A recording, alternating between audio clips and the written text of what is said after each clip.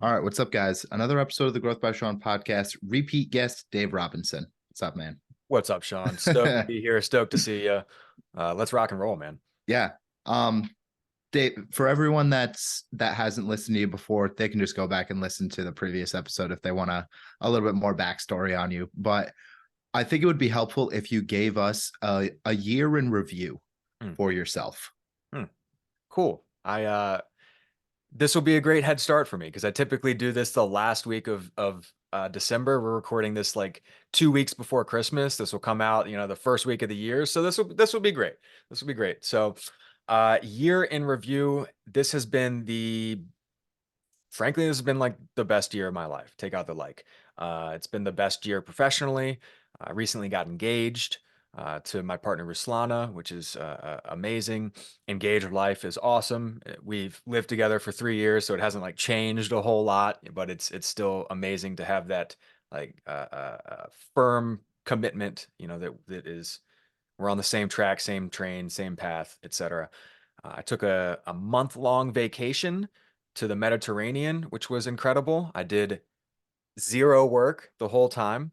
It felt like it was summer break when I was like 13 or 14 years old and like didn't even have a part-time job yet. I just didn't have to worry about anything, and that was amazing. Saw a lot of great places, did a lot of great things.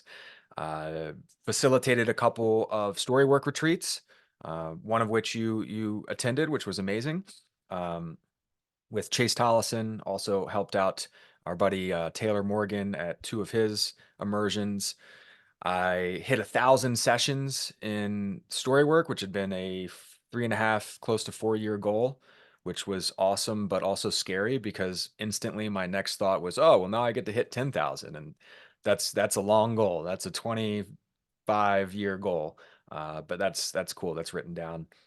Ran an ultra marathon, signed up for another ultra marathon next year, my first 100 miler, which I'm scared of and thrilled for. Um, just a stellar year, man. I've started raising rabbits.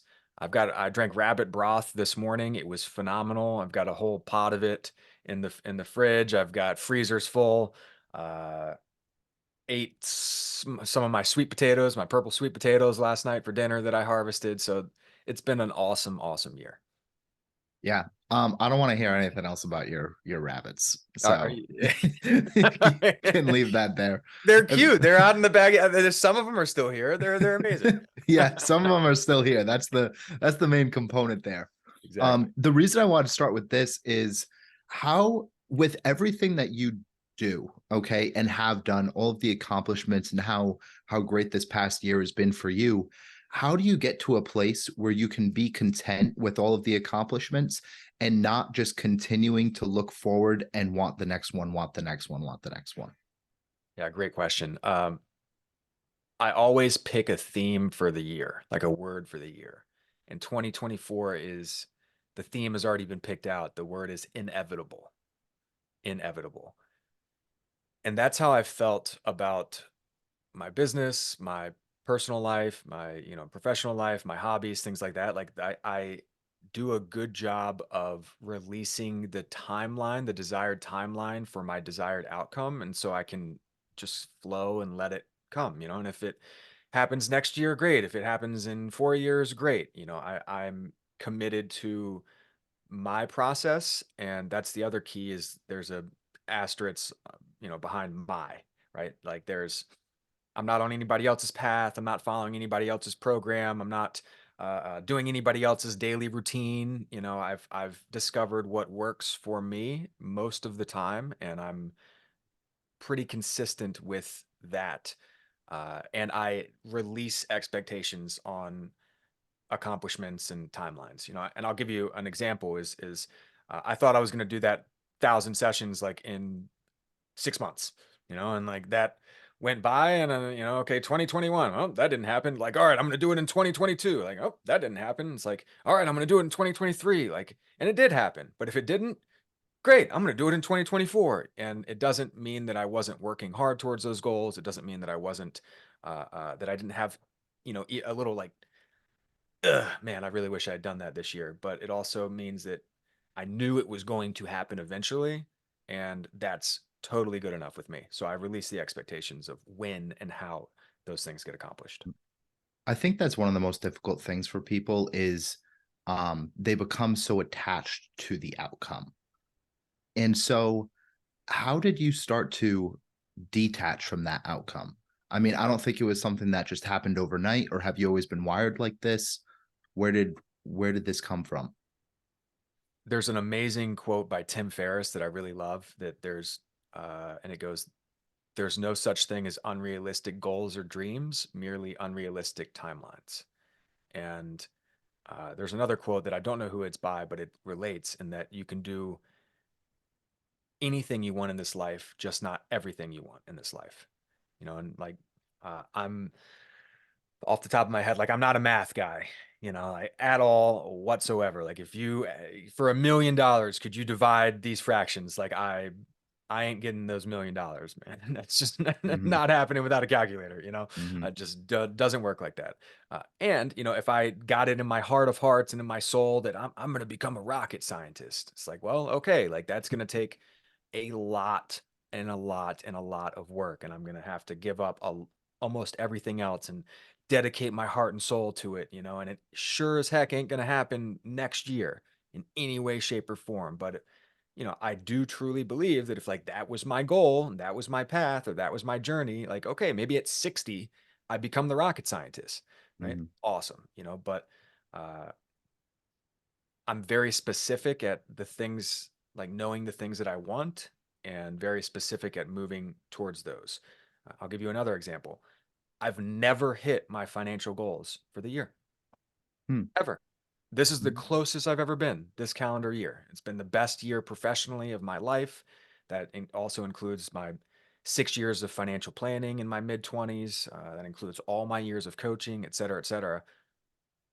I'm not going to hit my financial goal this year still, and I'm very confident that next year I will. Just like every year I'm very confident that next year I will. And that's okay. Like I'm getting closer. I'm setting a high bar for myself. I'm doing the things I quote unquote need to do or quote unquote should do to get there. And so I guess I'm just not really goal oriented, and I'm more process oriented, which helps me to accomplish the goals over the long term. mhm. I'm hearing more logical thinker in a sense. Am I on the right path or not? Not so much.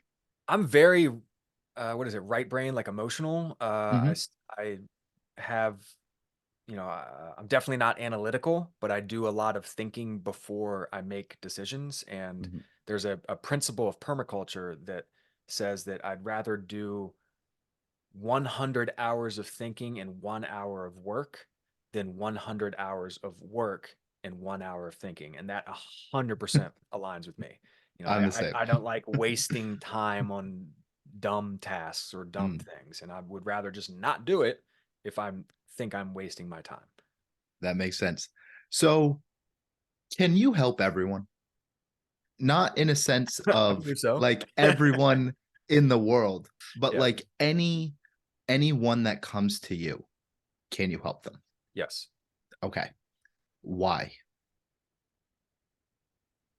Just I reminded myself of Liam Neeson or Liam Neeson. Is that how do you pronounce his name? The Taken Liam guy. Yeah. Neeson? Yeah. I think I I have a don't know. certain set of very special set of skills. Yeah. Like I will find you. Right. Um, I have an ability that I believe comes innately, might be based off my upbringing, might be based off of I grew up with two sisters, and I'm just very empathetic. I've had thousands and thousands and thousands of meetings with people. If you count my fitness life and my financial planning life, and now my coaching life, I read people and energies very, very well. I'm a double Aquarius, if that means anything to anybody listening, moon and sun. So I'm just like a feeler, man. I'm like in the air, I'm feeling it, I'm seeing it. And um, the skill set I've developed with understanding people and reading people's emotions and energy combined with the skill set of story work lends me to truly believe that it could be anybody sitting in front of me and I can find something in an hour or less that I can help them with. Uh, my youngest client is 8. My oldest client is 80. And I've worked with professional athletes, I've worked with moms, I've worked with, everything in between, and we all make progress. I- And I'm going to add one thing to that. It's people want to work with somebody, whatever profession you're in. Listen, if you're listening to this, it doesn't matter what profession you do, and it doesn't matter what you do for a living. In this context, it's people want to work with people that they know, like, and trust. And Mm-hmm. I believe I do a good job of establishing those pretty early on in the professional or personal relationship so that we can actually move the ball.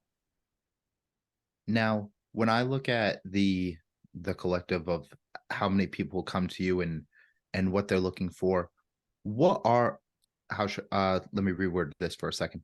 What are people actually coming to you for? I would say 50% of people don't know that answer when Hmm. they come to me. They're more in the lines of like, hey, I'm stuck. I'm general apathy towards life. I'm just kind of like blah, right? And we've all felt blah before, Hmm. just like right? Um, Typically, that category of people, I'm going to be working self-talk, negative self-talk, Hmm. the light wolf, dark wolf conversation, and I'm going to be working identity, which overlaps a lot with imposter syndrome and self-belief and what you think what somebody thinks they could do. Hmm. Uh, the other 50% or so of folks know exactly why they're there, and they are typically still feeling negative emotions or have residue from past experiences that were either hurtful or haunting to them. Hmm. Or they know exactly where they want to go in their life and they just don't like see the path or know the path to get there. And that's typically because they're blocked. Maybe they've got blinders on. Maybe they still are weighted down from those things that they've experienced in the past that are hurtful or haunting to them. And Hmm. so regardless of why someone comes to work with me, we're always going to work words, language, stories. It just, maybe we start in the present day, maybe we start in the past based Hmm. on those two factors. Yeah, that's a great transition. And like when you said past and present, that's helpful for me as I was gearing up this next question, because when people are stuck, is it necessarily always from past traumatic, haunted, stuck type experiences? Is that the main reason why people are shaped and feel that lethargic type of feeling towards life? No, not always. I believe that those past experiences are causes of dis-ease in the body, right? And we can fast forward that word and call it Hmm. disease, right? But um, I've got a quarter here. There's two sides to this quarter, right? There's the if people aren't feeling good or are depressed or anxious, right? I think anxiety has a lot more to do with stuff in the past than people give it credit for. A lot of people Hmm. think depression is past, anxiety is future, right? But I think anxiety is past. It's all a fight or flight response, Hmm. right? And um, the two sides of the coin are, the one side is your physical state, right? We are physical beings just as much as we are mental, emotional beings.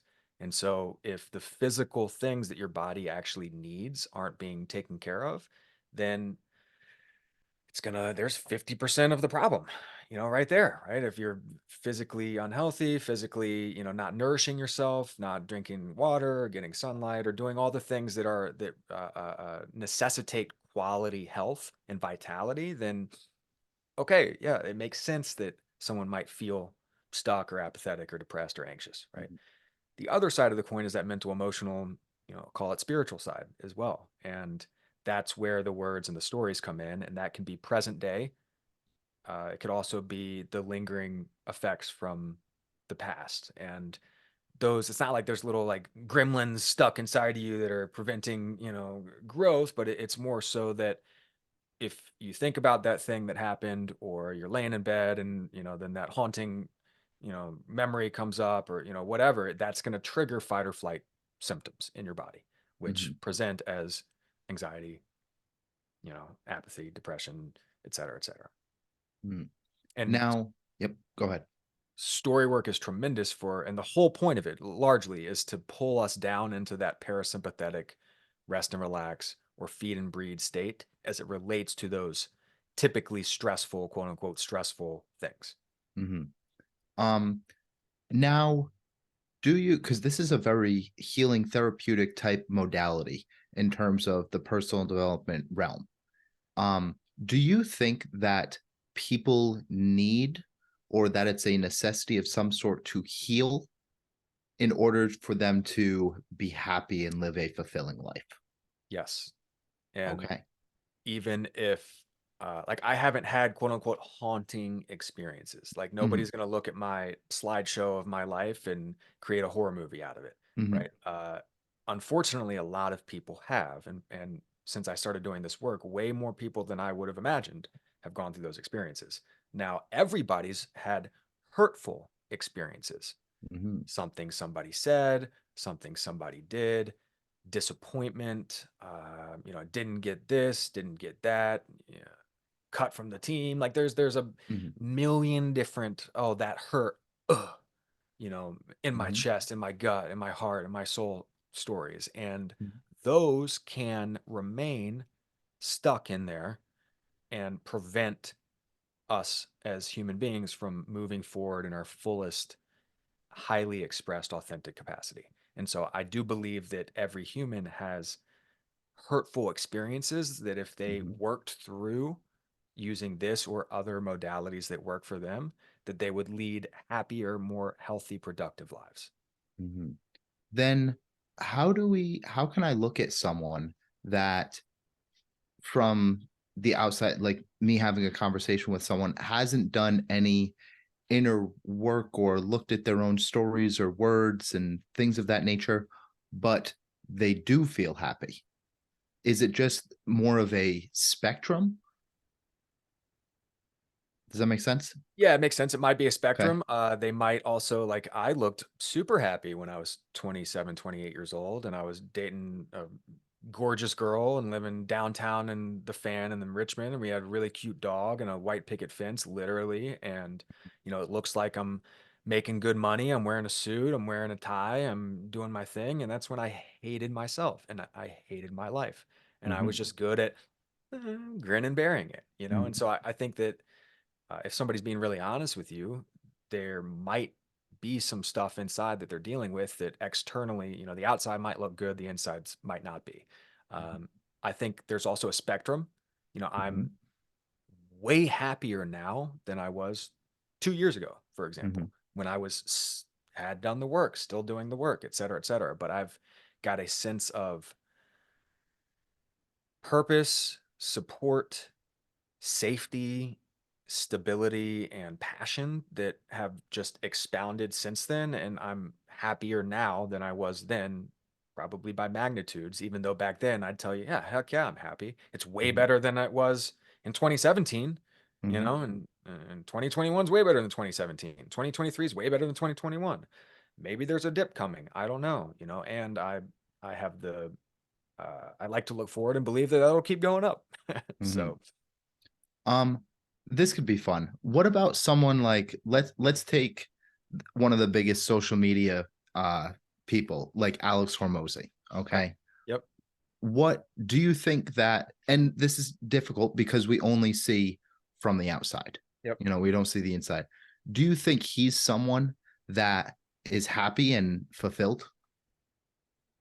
I would say yes. And I also like if you listen to I listened to his whole podcast with Chris Willix, I believe it was. Okay. And might be Wilcox. I think it's Willix.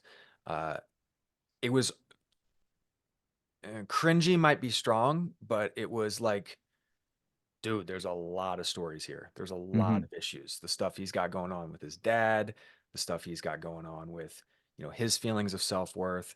Hmm. Now he's seems to be in a very loving, supportive relationship with I think his wife's name's Layla, right? Hmm. And they work together. They've got more money than they could ever spend, and so Hmm. there's that sense of safety. He seems to truly enjoy what he's doing, and there's a Hmm. passion for what he's doing.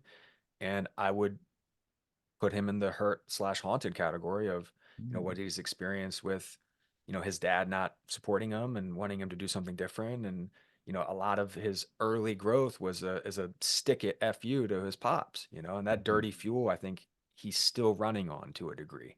and Mhm. and um, he's got a lot of conflict language in a lot of Mhm. his stuff that he's using. And so, even a guy like Alex, like if we were to sit down and I would be one-on-one with him for an hour, like I know we could make some progress on that internal self-worth and internal dialogue based on just what he shared publicly and the few things that I've seen. Mhm. So maybe to get back to your earlier question, it Mhm. might be, yeah, it might be a spectrum for Mhm. sure. So I asked this question because we look at from a society as these people that primarily are financially successful. That's the main driver in most of our society from my perspective here. And so, but even people with like fame, I think that's up there with financial success. So I look at people like Hormozi, I look at people like Kobe Bryant, I look at people like Michael Jordan. Those are my big three as for right now. Um, and so when we look at them, they all have that success that we want. But the thing is, I think that they all come from a hurt place. It's never enough. Why do you think as a society we all we want is that, yet on their inside, they're the ones that are really hurting the most? Hmm.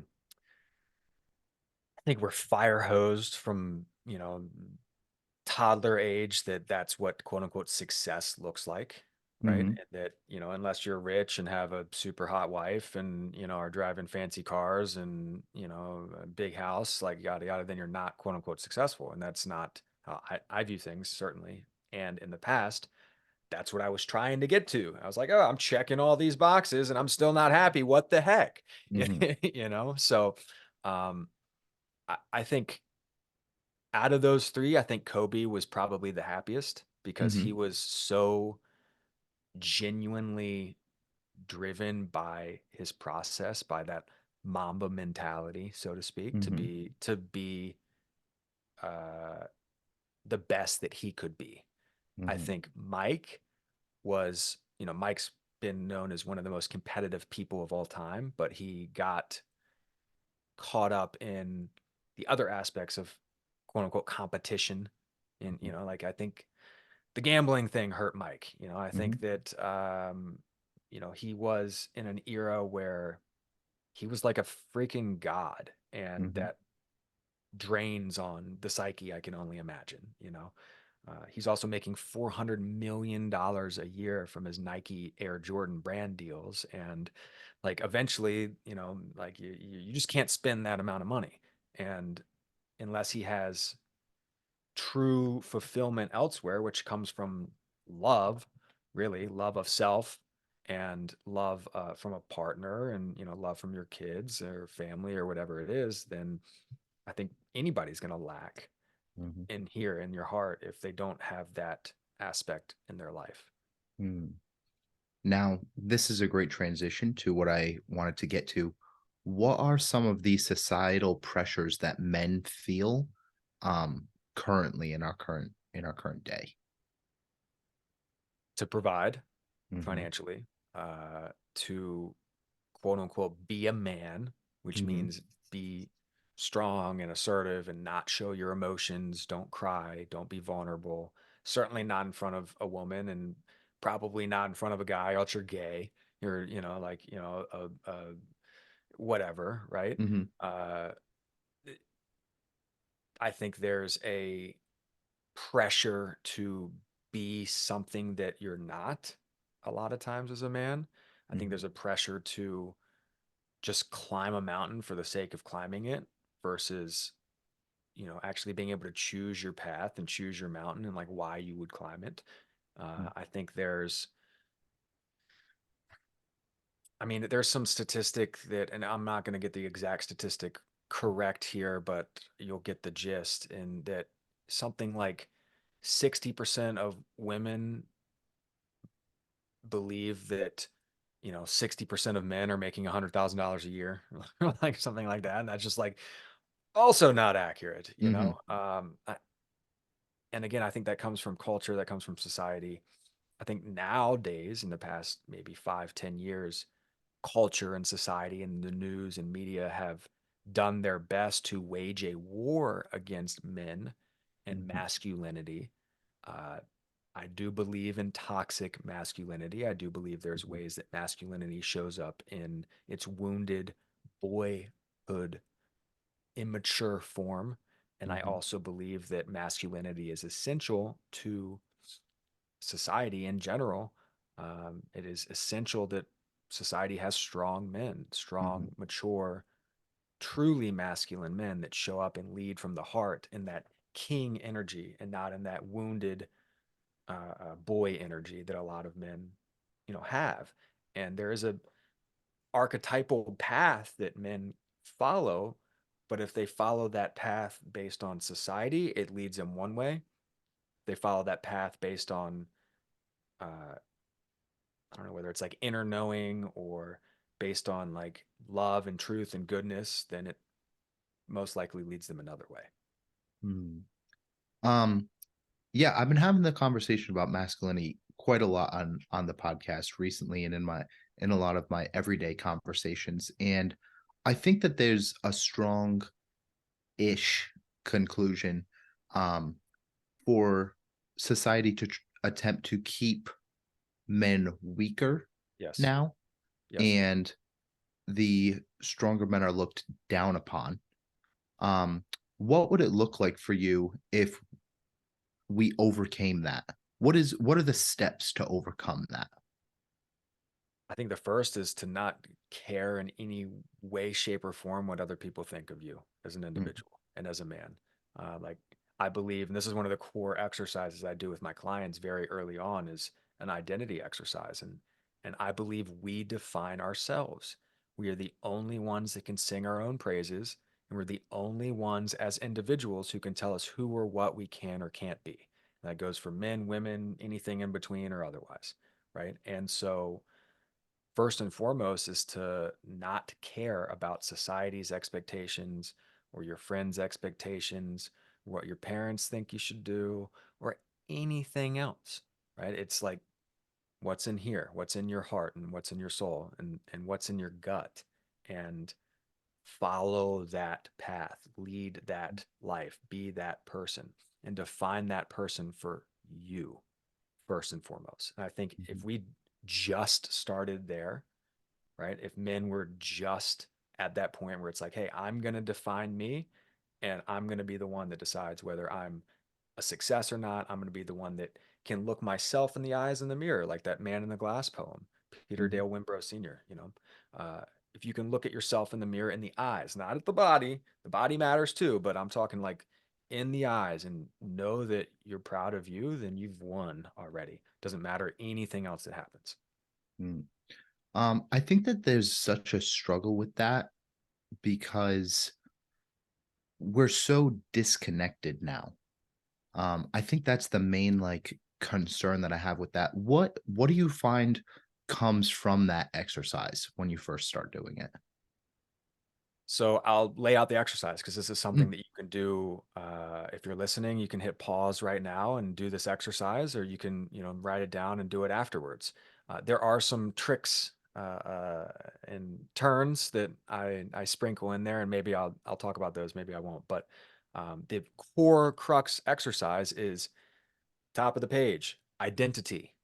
Underline it. Three prompts: Who have I been? Who am I now? Who am I becoming? Okay. Who have I been? Who am I Mhm. now? Who am I becoming? What typically happens is people write out largely negative, quote unquote, negative things that they've been in the past. Mhm. They are uh, relatively accurate with where they are. Who am I now? Mhm. Right. And then they are, I'll call it wishful or hoping or whatever it may be about who they're becoming in the future. Mm. Right. And I'll just spill the beans on the little secret here. I'll get them to write all that out. I'll get them to read all that out. And then while they're reading it, I copy it and I go down a couple pages in my Google Doc and I erase the who am I becoming prompt and I erase anytime I see becoming. and I just add it to the who am I now. And then Mhm. I draw a line in between the who have I been and who am I now. And then I Mhm. have them read it again.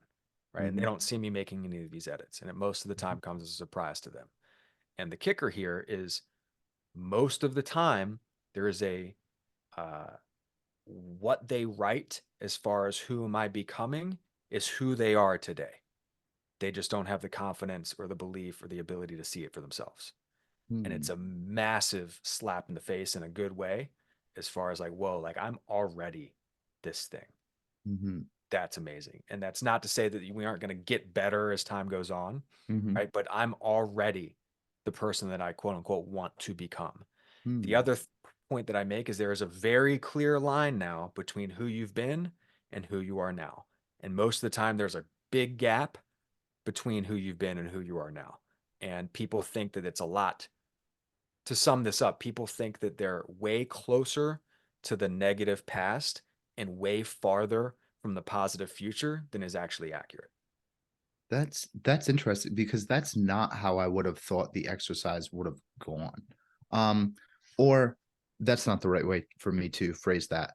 When I look at who I'm becoming, um, for myself, when people want all of these like different external outcomes and things of that nature, for me, I find that there's a lack of embodiment with who they are becoming. And that's what's driving like them not getting the outcomes that they're desiring. There's that disconnect and there's this, you know, it's almost like people are being a little fake, Hmm. you know. And so that's why I find it so interesting that the who I am becoming is that you've seen it's a lot of who they are now. But for myself, I've seen that it's the opposite. You know, people are putting on a little bit more of a front and they're like, "Ooh, this is who I am," when really, oh no, I do all these things as well. You know. Interesting perspective. And, Yeah. I think this is going to be different for everybody. And I'll give an example. One that I did yesterday was uh, woman says, I'm becoming strong. I'm becoming fierce. I'm becoming somebody my brother and my dad would be proud of. Mm, I'm becoming consistent, right? mhm, And, I took out all the becomings and she said, I am fierce. I am strong. I am already someone that my dad and brother would be proud of. I am consistent, mhm, right? And it landed so hard for her. Now, could she be more strong? Sure. Are there mhm, instances in her life where she's not consistent? Yeah. And I've known this woman since I was 13 years old. mhm, She's the only one I know. We're birthday twins. mm, February 16th. We have different years, but she's the only one I know with my birthday. All right, so we're birthday twins, went to the same high school, just started working together professionally. And, her brother and father have passed. mhm, And I know that's obviously a hurtful, haunting experience for her and mhm, a sticking point. And to think that that would be in the future, that she has to be somebody else or it's somebody different for her brother and father to be proud of her, like, isn't accurate. Of course, they're proud mhm, of her now, regardless of where she's been or what she's done or how she's doing or how much better she's going to end up being. And mhm, so I think that there's an embodiment of those things that, yeah, we're going to work on things and get better. Could I be more consistent? Sure. Yeah. Could I be mhm, more disciplined? Yeah, sure. But there's ways, like we can find evidence of consistency and discipline now, even if it's not the fullest embodiment of it. mm. And we can also find evidence where we weren't consistent or disciplined in the past. Yep, And let's leave that in the past and let's talk ourselves into the good thing now. yep. I think that's where like that's different for us in terms of like how I perceive it when I talk to people and how you see it when you talk to people because a lot of the things that you're helping people with is through those past experiences. Mhm. And when we're looking at who they're becoming, like and who they are now, they don't see it in themselves. And Yes. that's what you're allowing them to see, where a lot of different conversations that I've been having are just in a different realm right Yeah. now. And so when I'm having conversations with people, I'm like, no, this guy is just putting on a front with me. Like, oh, stay up till 2 a.m. and work and blah, blah, blah, and, embody this, embody that. And, they're not even doing it. Yeah. They just they know what to say, but they're not the living proof of it. I think that's that difference that we're seeing between the two. Dave, I don't know if we were doing this when you were on the podcast last. A question from the last guest? No, I'm No? stoked. Yeah. Okay. Let's hear it. Yeah. Last question is always a question from the last guest now. Awesome. So obviously you don't know him, but Craig LeBeau was the last guest. What is the most difficult thing you've ever done, and what did you gain from it? Hmm.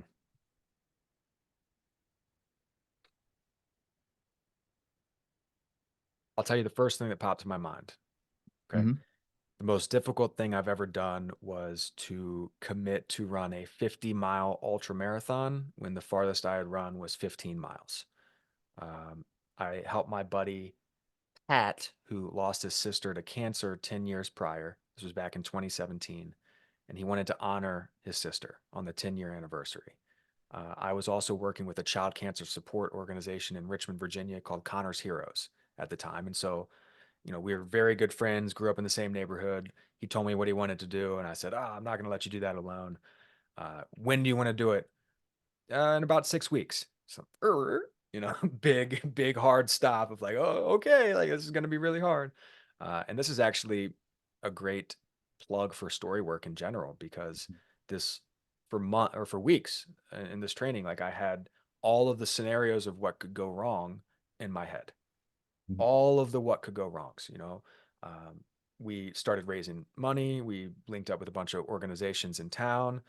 Our faces were on the I-95 billboard in Richmond, on which is one of the biggest highways in North America. Like, donate here, child cancer support, and like I was hitting up everybody I know basically about like, hey, come out, support. If you can donate, amazing. If not, spread the word, right? And I didn't have the confidence in myself that I was actually going to be able to do it. And in Mhm. fact, when I said yes, it was impossible. Impossible. I can't double the farthest I've ever run in my life and then also add 10 miles. Like, no way. It's like, can't do it. And David Goggins, yeah, most folks might, listen to the podcast, have heard of him. Some folks Mhm. haven't. Go look him up. He posed a question in a video I was watching, and it wasn't like a current video. I just happened to watch it about 2 weeks prior to this race. And he was like, a lot of y'all are all caught up in all the stuff that can go wrong. What if you get hurt? What if, it doesn't work out? What if you quit? What if you fail? Well, what if it turns out you're the hardest person out there? One day, one time. What if it goes right? And it was like to my brain, because I hadn't even considered the thought of what if it goes right? What if Mhm. I pull this off? Right.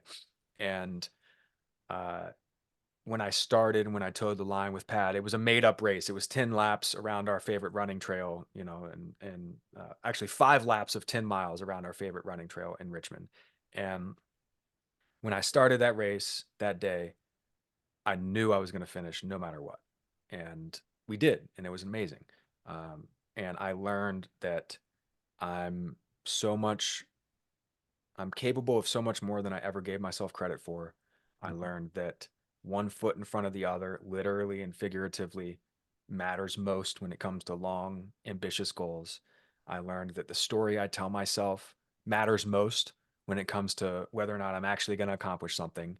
And I learned that you can't accomplish something great without help, without support. Mhm. We had close to 100 people come out over the course of the day. We raised, I think, 8 grand for child cancer support, which was super cool in a pretty short amount of time. Um, and I also, spoiler alert, signed up for my first 100-mile ultra marathon that's occurring next year, June 28th of 2024. And that has felt impossible over the past 5 years or so since I did the 50. And I've Mhm. been working that story in my mind to now, like, it's at least in the possible realm. And I hope to Mhm. get that a lot more closer to probable and inevitable, as we Mhm. get closer to the start date. But um, yeah, y'all, if you're listening, you can do anything you want. Not Yeah. everything, but anything. So Yeah. lean into that. Yeah. I think that's great. And like a big reason of why people come into coaching and providing a service for someone else like in a sense of they're just trying to allow yourself to see the potential that someone else can see in you. You Yes. know, we're our own worst critic always. So having that outside perspective and of course different modalities to help you get there as well are helpful and beneficial. But Dave, just last thing, just where we can find you, work with you, things of that nature. Awesome. You can find me on Instagram at daverobinson.coach. daverobinson.coach. You can find out more about storywork and schedule a call with me and check out my website is workyourstories.com. Workyourstories.com. Those are the two best places to find me. And one more thing to add, I love it. It rarely happens, even though I'm a guest on a lot of podcasts. It rarely happens that someone takes me up on this offer, but email me, send me a message. Say, hey, I heard you on Sean's show. It was cool. Here's what I had thought. Say what's up. Like that's super cool. I'm at workyourstories@gmail.com as well if you wanna take me up on that offer. So be great to hear from you. Sweet. That's awesome. Dave, thank you very much. And we'll call it there. Thank you, brother.